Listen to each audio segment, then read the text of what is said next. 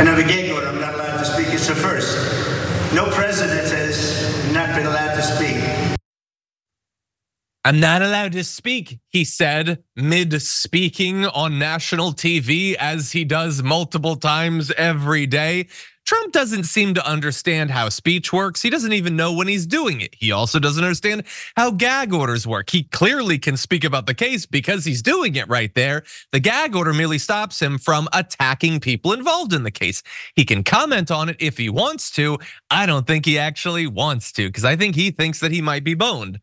But the list of things that he doesn't understand about this legal process is actually quite long and kind of embarrassing when you dive into it. Here's an example. He posted on True Social, "Why is the corrupt government allowed to make the final argument in the case against me? Why can't the defense go last? Big advantage, very unfair, witch hunt, DJT." So he's saying there, since we are, of course, entering into the closing arguments, we're most of the way through, possibly done with the defense's closing arguments here, that they should get to go last. Why not? It's a big advantage. It's the way it always is and always has been. Hey, I'm glad you're here. Listen, in order for the Damage Report to keep on going, we need viewers like you to become a member on YouTube. Can you click the join button on YouTube today? Thank you.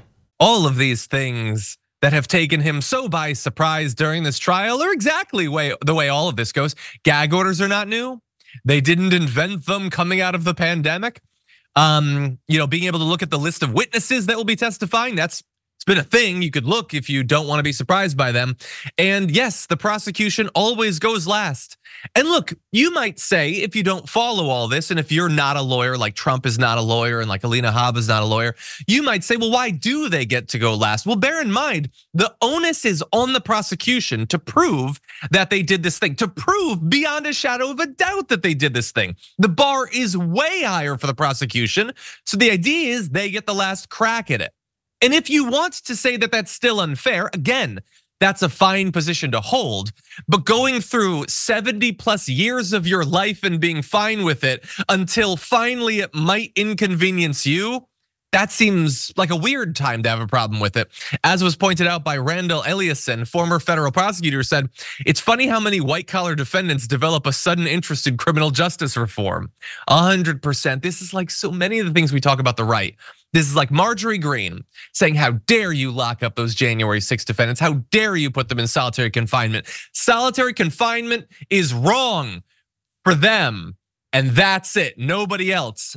Like, I understand that you don't have the natural curiosity or empathy to care about solitary confinement or to care about whether the defense or the prosecutors go first or last or whatever until it's literally affecting your most core interests. But could you at least at that point care about how it affects other people? But she doesn't. And by the way, like crying about the fact that the prosecution goes last does not signal a lot of confidence in your side.